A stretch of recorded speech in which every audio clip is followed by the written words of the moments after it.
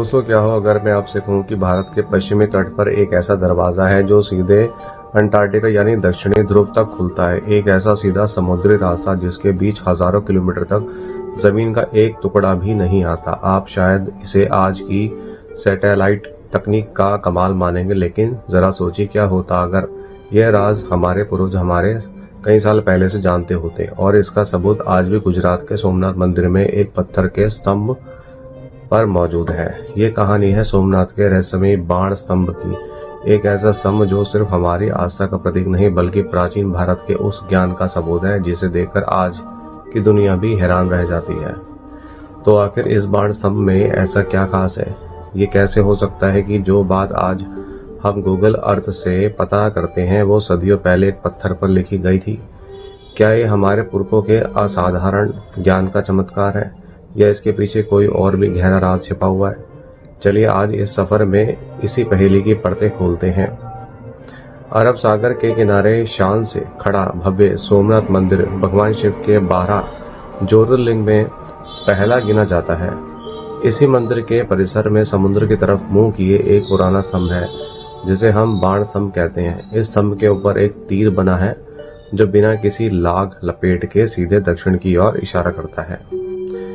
लेकिन इसका असली जादू तो इस पर संस्कृत में लिखे एक वाक्य में है, आसमुद्रांत दक्षिण ध्रुव पर्यंत अबाधित ज्योतिर्मार्ग, जिसका मतलब है समुद्र के इस पॉइंट से लेकर दक्षिण ध्रुव तक एक अबाधित यानी बिना रुकावट वाला प्रकाश मार्ग है। यह एक ऐसा दावा है जो सुनने में अविश्वसनीय लगता है, लेकिन यहाँ से दक्षिण ध्रुव तक के रास्ते में कोई जमीनी बाधा नहीं है। इस बाण स्तंभ का जिक्र 6ठी सदी के ग्रंथों में भी मिलता है, यानी ये स्तंभ और इसकी जानकारी कम से कम 1500 साल पुरानी है और शायद उससे भी ज्यादा। ये वो दौर था जब दुनिया के ज्यादातर लोग धरती को चपटा मानते थे।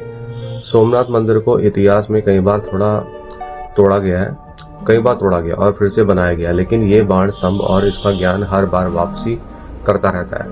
हालांकि आज जो स्तंभ खड़ा है उसका मंदिर के साथ पहले से ही कोई न कोई कनेक्शन है, पर इसका विचार सदियों पुराना है। अब आता है वो पल जहां रोंगटे खड़े हो जाते हैं जब आज हम गूगल अर्थ या सैटेलाइट मैप्स पर सोमनाथ मंदिर के बाण स्तंभ से दक्षिण ध्रुव तक एक सीधी लाइन खींचते हैं तो ये सदियों पुराना दावा सच के बेहद करीब नजर आता है।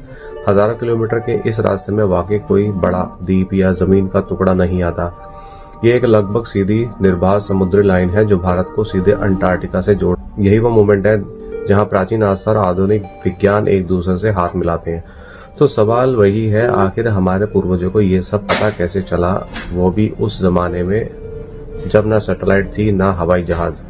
यह एक पत्थर पर लिखा श्लोक कई हैरान करने वाली संभावनाओं को जन्म देता है।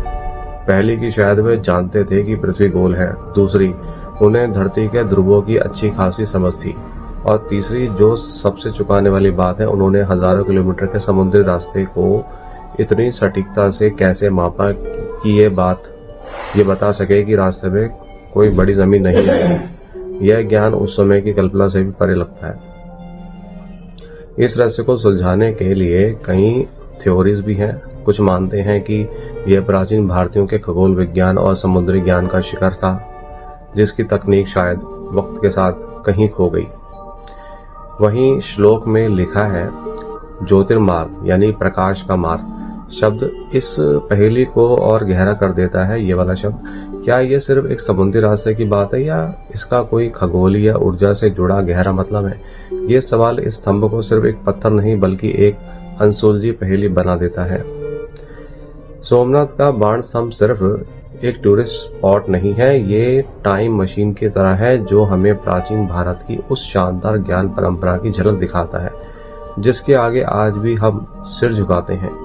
ये विज्ञान और विश्वास, रहस्य और हकीकत का वो संगम है जो हमें सोचने पर मजबूर करता है कि हम अपनी विरासत के बारे में कितना कम जानते हैं। तो इस पूरे रहस्य पर आपकी क्या सोच है? आपको क्या लगता है, ये हमारे पूर्वजों का विज्ञान था, कोई चमत्कार था या कुछ और? अपनी राय नीचे कमेंट में शेयर जरूर करें दोस्तों। और अगर भारत के ऐसे ही छिपे हुए रहस्यों में आपकी दिलचस्पी है तो चैनल को लाइक, शेयर और सब्सक्राइब करना मत भूलिएगा। कमेंट में हर हर महादेव जरूर लिखिए। मिलते हैं अगली बार एक और अनोखी कहानी के साथ। हमारे चैनल रहस्यलोक को जरूर सब्सक्राइब कीजिए। धन्यवाद दोस्तों।